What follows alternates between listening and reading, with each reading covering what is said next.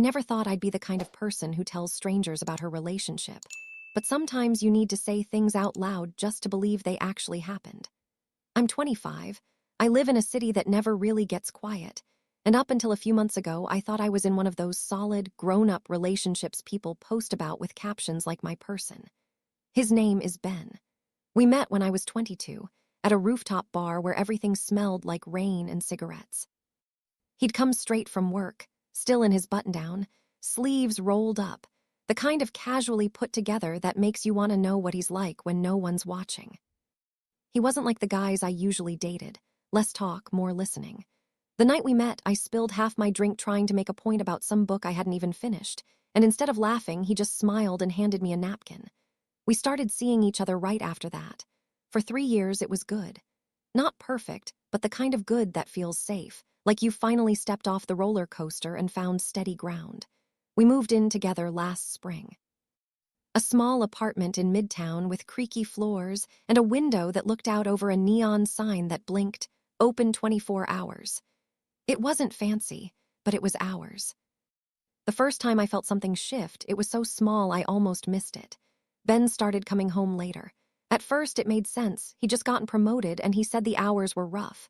Then the excuses started to stack up. Late meetings, client dinners, the "I'll be home soon, don't wait up." I wanted to be understanding. That's what you do when you love someone, right? You trust. You give space.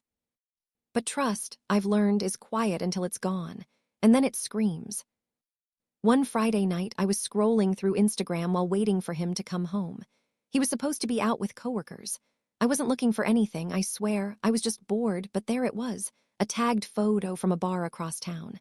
A girl I didn't know standing close to him, her arm around his shoulders. His face turned toward hers in that half second before a kiss.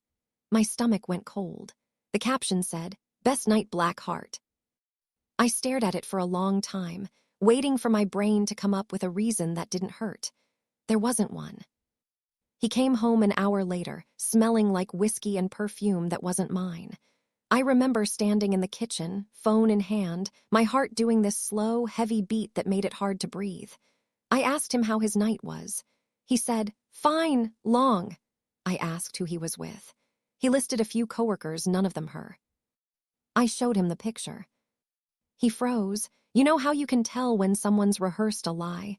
That split second where their face goes blank because they're trying to pick the right version of the truth. That's what he did. Then came the words, "It's not what it looks like." Except it always is. He said she was just a friend, that it was a joke, that she tagged him without asking. I wanted to believe him, I really did. I even managed to convince myself for about a week. But once you've seen it, the possibility of betrayal, you start to notice everything. The way his phone was always face down, the extra showers, the new shirt I didn't remember buying. It's like living with a ghost version of your partner. They're there, but they're not with you anymore. The truth came out the way it always does, messy and unplanned. He left his laptop open one morning and an email popped up from her. I didn't go looking, it was just there. The subject line was "last night." I didn't even have to open it to know, but I did. And there it was, written out in sentences that felt like knife wounds. I remember standing in the doorway of the kitchen, light coming in from the window, my hands shaking so hard I almost dropped the coffee mug. He walked in a few minutes later, saw my face, saw the screen, and just stopped. No excuses this time, just silence. "How long?" I asked. He said, "A few months." That's what broke me, not the cheating itself, but how easily he said it. Like it was an admission of being late on rent, not the end of everything we'd built. I didn't cry right away. I didn't yell. I just sat down at the table because my legs wouldn't hold me up. He tried to reach for me, and I pulled back like his touch burned. "I love you," he said, and I laughed, an ugly, broken sound that didn't feel like mine. Love isn't supposed to look like this. Love isn't supposed to make you feel stupid for trusting someone. He moved out 2 days later to give me space. Space? As if there's any space big enough to fit the kind of betrayal that crawls under your skin. The apartment feels too big now. I still catch myself setting out 2 cups in the morning, reaching for the other side of the bed. I blocked him on everything, but that doesn't stop the memories from showing up uninvited. Sometimes, late at night, I scroll back through our old photos just to remind myself that it was real. That I didn't imagine the laughter, the plans, the way he used to look at me like I was his favorite thing. And then I remember the photo of him with her, the one that ended everything. That's when I finally put my phone down, turn off the light, and let the dark have me for a while. The weeks after Ben left didn't feel like weeks. They felt like static, like background noise stretched over time until it stopped meaning anything. People talk about heartbreak like it's loud, screaming, crying, throwing things, but mine was quiet. It was brushing my teeth and realizing there was only one toothbrush in the cup. It was the sound of the keys he didn't take still hanging by the door. Mia, my best friend, kept checking on me. She'd come over with takeout and wine, tell me to block him for real this time, and try to make me laugh. She was the kind of friend who didn't ask questions I wasn't ready to answer. One night she said, "You know, you're allowed to hate him." I said I didn't. That was the truth. Hate would have meant I still cared enough to want to hurt him back. What I felt was emptier than that. I still saw him sometimes, by accident. Once at the grocery store, he looked thinner, older somehow. His new girlfriend wasn't with him, but I knew who she was. I'd seen her Instagram by then, of course. Everyone has a digital ghost these days. She was 27, a marketing consultant, liked coffee, yoga, and quoting Rumi in her captions. They'd gone to Paris together 2 months after we broke up. I found out because she posted a photo of him holding her hand across a cafe table. His thumb rested in that same spot he used to press on mine when he wanted me to feel calm. It's strange how love doesn't stop when it should. It just changes shape until you don't recognize it. Around the 3rd month, I started going out again. Nothing serious. Drinks after work with coworkers, dinner with friends. A few conversations that never went anywhere. I wasn't looking to replace him. I just needed to remember what it felt like to be someone other than the girl he cheated on. Then there was Aaron. He worked in the same building, 2 floors down. We met in the elevator one morning when he complimented my coffee order like it was the most normal thing in the world. I smiled because I didn't know what else to do. We kept running into each other after that in the lobby, at the cafe downstairs, once at a mutual friend's party where the music was too loud and his hand brushed mine when he passed me a drink. I didn't plan on liking him. I didn't want to, but he was kind in a way that didn't feel performative. When he laughed, it reached his eyes. When he asked how I was, he actually listened. We started texting, then meeting for coffee, then dinners that turned into long walks home. He never pushed, never asked too many questions. I told him eventually about Ben, about how it ended. He didn't flinch or offer cliches. He just said, "That wasn't your fault," and for some reason that hit harder than anything else. Still, I was cautious. I kept waiting for the shift, the late texts, the white lies, the phone turned face down. I didn't trust the quiet moments because that's where the cracks had started before. But Aaron was Ben. At least, that's what I told myself. One night a few months in, I stayed over at his place for the first time. He lived in a small apartment with too many plants and books stacked everywhere. It felt lived in, warm. When he fell asleep, I lay awake beside him, listening to his breathing, and realized how terrifying it was to feel safe again. Because safety meant I had something to lose. I didn't know it yet, but that was the beginning of the end, not because of anything he did, but because I wasn't ready to be seen. A few weeks later, I saw Ben again. It was completely random, a friend's birthday at a rooftop bar, one of those summer nights when the air feels like it's holding its breath. He was there with her, the girlfriend. She was beautiful, of course. They always are. They looked happy. When he saw me, his smile faltered for a second, just enough for me to notice. I felt the old ache start to rise, anger, sadness, nostalgia, all of it tangled together. But instead of leaving, I walked right up to him, said hi, asked how he'd been. My voice didn't shake. He looked stunned, like he didn't expect me to sound okay. That, somehow, made me feel powerful. For the first time since everything fell apart, I realized I didn't need him to explain anymore. I didn't need closure. But that night, when I got home, I cried harder than I had in months. Because realizing you're over someone doesn't mean the pain disappears. It just means you've accepted it's a part of you now. Aaron noticed the next day.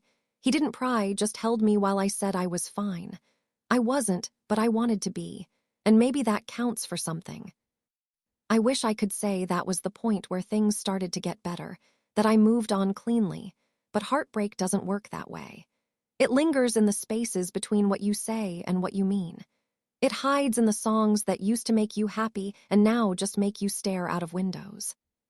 Still, I kept showing up. I kept trying. Maybe that's what healing really is, not erasing what broke you, but learning how to keep going anyway. Aaron and I lasted a year. If you'd asked anyone on the outside, they would have said we looked good together. He was steady where I was uncertain, gentle where I'd become guarded.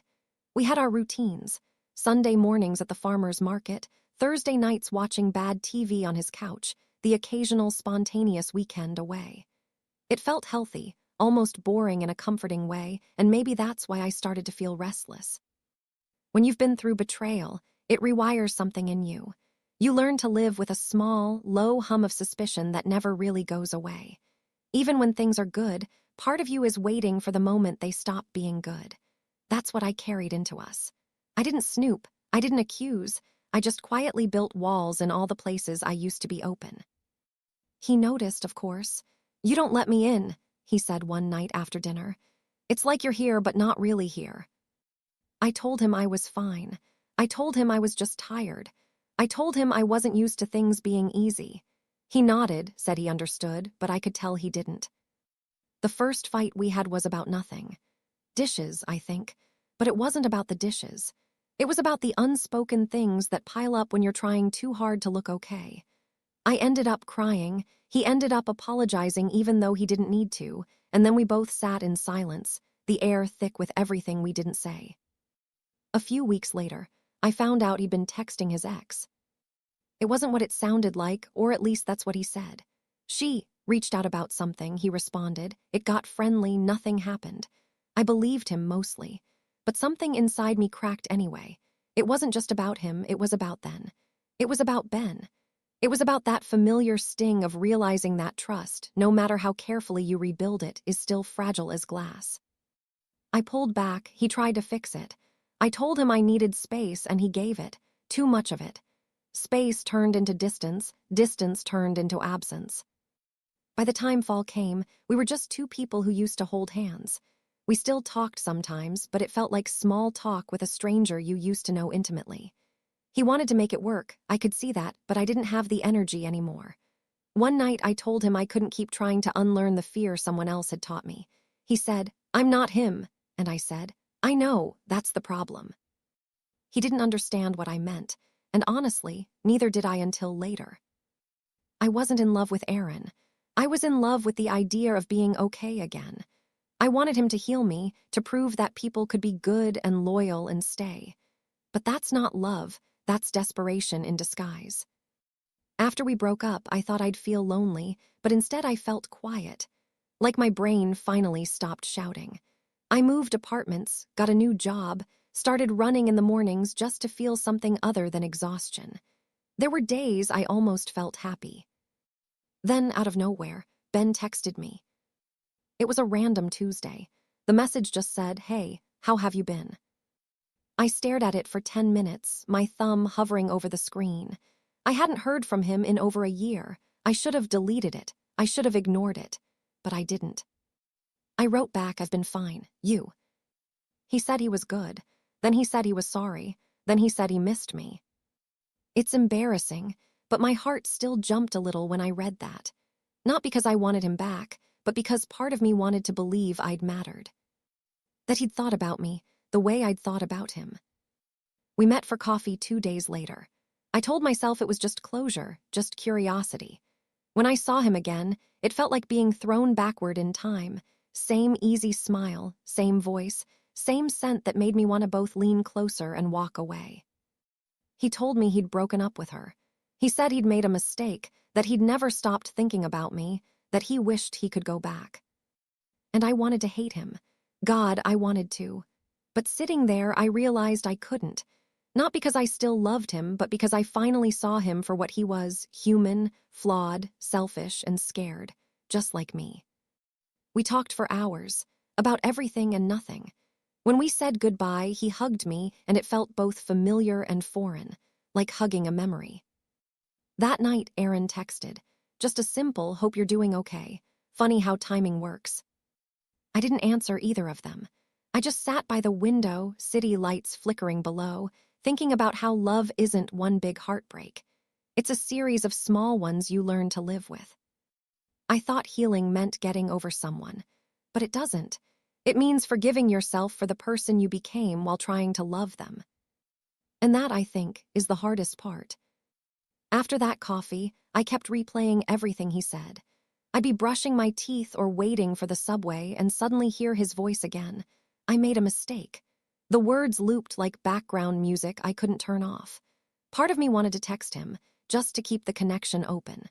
The other part knew that any thread left hanging between us would only pull me backward. I didn't text, but I also didn't delete his number. That's its own kind of weakness, isn't it? Pretending you've moved on while keeping the door cracked, just in case. For weeks, I drifted through the city half awake. Work filled the days, friends filled the weekends, but nothing really stuck. Everything felt like pretending. One night, Mia dragged me out to a bar downtown. She said I needed to practice existing in the world again. I smiled, drank too fast, and laughed at all the right times. Then some guy leaned over to ask if I wanted another drink, and I felt panic shoot through me like electricity. I said no, went outside, and cried behind the dumpster like a teenager. Mia found me, handed me her jacket, didn't say anything.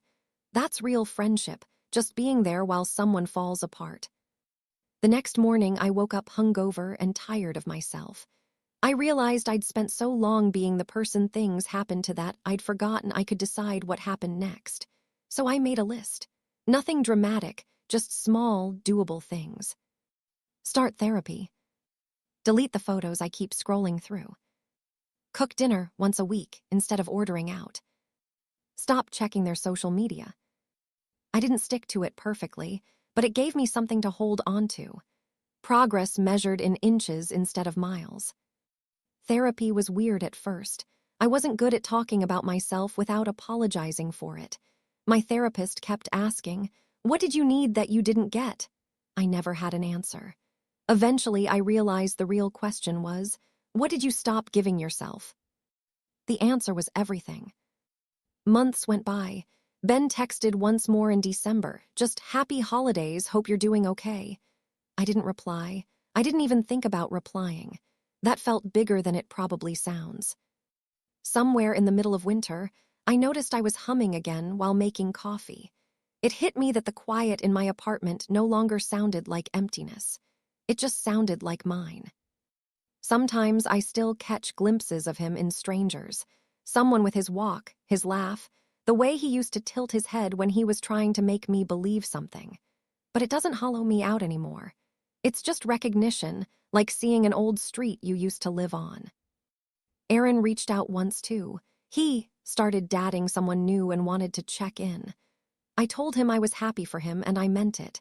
There wasn't anger left, only a kind of gentle distance. He said, "You sound different." I said, "I hope so." By spring, I'd started volunteering on weekends at a community center. Nothing glamorous, just tutoring kids, helping with art projects. It sounds cliché, but there's something healing about being useful to people who don't expect anything from you.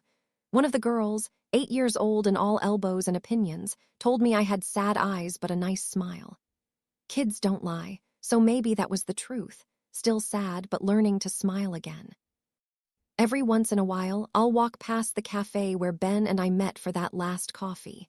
It's different now, new chairs, new menu, but I still feel the ghost of that moment. Only now it doesn't hurt. It just reminds me that I survived. And that's really the point of all this, isn't it? Survival.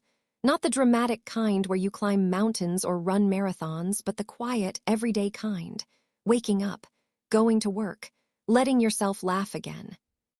I used to think love was supposed to save you. Now I think it's supposed to teach you. Sometimes the lesson is gentle, and sometimes it breaks every bone in your body before it lets you go.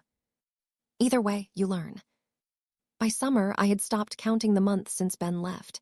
That felt like its own quiet victory. There wasn't a single moment when I decided I was ready for something new. It just happened. One afternoon, after tutoring, I stopped for coffee at a small place near the park.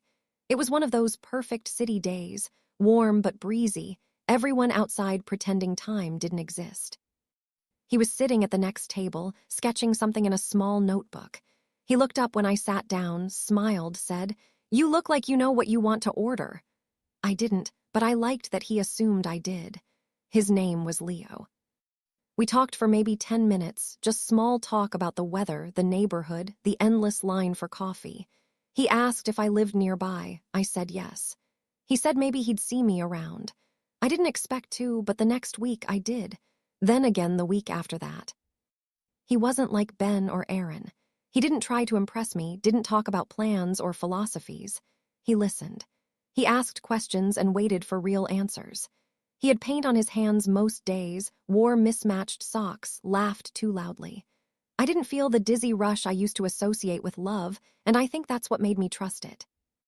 We started walking together after coffee, just talking. I told him small truths, safe ones, that I worked too much, that I hated my landlord, that I'd once tried to cut my own bangs and looked like a 5-year-old with scissors. I didn't tell him about Ben at first. I wanted something that wasn't built on my past. But eventually it came up. We were sitting on a park bench, sharing a muffin, and he asked if I'd ever been in love. I said yes once. He didn't press, just nodded like that was enough. I told him later when I felt ready. He didn't try to fix it, didn't offer advice, just held my hand and said, "That must have hurt." It was such a simple thing, but it undid me. No one had ever just let it hurt before. I didn't fall in love with him all at once. It was gradual, like sunlight creeping into a room you thought was dark for good. I caught myself humming around him, laughing without thinking about how I sounded. But I was different now. I didn't lose myself in him the way I had before. I didn't make him my anchor. I kept pieces of my life just for me. The morning runs, the books stacked by my bed, the Friday nights I spent alone with takeout and old movies. I realized love doesn't have to mean merging completely. It can mean walking beside someone instead of through them. One night, months later, we were sitting on his balcony, the city glowing below us. He asked if I believed in soulmates. I said I used to, but not anymore. "Now I think people come into your life to show you something," I said. "Some stay, some don't." He smiled, said, "So what am I showing you?" I thought about it for a long time before answering. That it's okay to start over. He leaned over, kissed me, and I let myself feel it without fear. Not as a replacement for what I'd lost, but as proof that loss doesn't close you off forever. It's been 2 years since Ben. I don't think about him much anymore. Sometimes when I do, it's with a strange kind of gratitude. He broke me, yes, but he also forced me to rebuild from the ground up. And what I built this time feels steadier. I don't know if Leo is forever. Maybe he is, maybe he's not. But for the first time in a long time, I'm okay with not knowing. I'm learning that love doesn't have to promise permanence to matter. Sometimes, it's enough that it's kind while it lasts. The other day, I caught my reflection in a window and didn't flinch. I looked like someone I'd want to know. Someone who'd made it through something and still chose softness. That night, I lit a candle on my windowsill and watched the flame dance against the glass. The city outside buzzed and hummed, alive as ever, and I realized I wasn't scared of the noise anymore. I was part of it again. I went to bed with the window open, the summer air drifting in, and for the first time in a long while, I didn't feel like I was waiting for anything. Not forgiveness, not closure, not even love, just peace. Sometimes I still wake up expecting the old version of my life to be waiting for me, the one with Ben, the one where I still believed love was supposed to be permanent. But then I open my eyes and see my little apartment bathed in early light, my books stacked unevenly on the nightstand, Leo's sketchbook open on the coffee table, and I realize how much has changed. Not just my surroundings, but me. There's a kind of calm that comes after you've survived the worst thing you thought could happen. You stop flinching at shadows. You stop mistaking stability for boredom. You learn that quiet doesn't have to mean empty. Ben is somewhere out there, living a life that no longer touches mine. I don't hate him anymore. I don't love him either. He's just a chapter I've already read, one that hurt, one that taught, one I don't need to revisit. If I saw him on the street tomorrow, I think I'd smile. Not out of nostalgia, but out of recognition. We both made it out of something we didn't know how to survive. Leo sleeps beside me most nights now, but even when he's not here, I don't feel alone. I think that's the real difference. I don't need someone to make me feel whole. I just like that he chooses to stay. That I do, too. Mia told me once that healing isn't a straight line, it's a circle. You keep revisiting the same places until they stop hurting. I think she's right. Sometimes I'll still walk past the places that used to sting, the coffee shop, the park, the rooftop where I saw Ben last, and I realize they're just places now. They don't carry weight anymore. They're not reminders of loss, just markers of time. I used to write all this down to make sense of it, to hold on. But now I think I write to let go, to put it somewhere outside of me so it doesn't take up space inside. If anyone ever reads this, if anyone's sitting where I was, staring at the ruins of something they thought would last forever, I hope they know this. It won't always hurt like this. One day you'll wake up, and the pain will feel softer. The memories will blur around the edges. You'll laugh without noticing that it doesn't ache anymore. You'll remember who you are without them. I used to think heartbreak was the end of a story, but maybe it's just the beginning of a different one, the part where you finally stop looking back. Tonight the city hums below my window, steady and alive. I sit with a glass of wine, the candle burning low, and I realize I'm not waiting for anything anymore. I'm not chasing closure or redemption or proof that I mattered. I'm just here breathing, present, okay. And that's enough.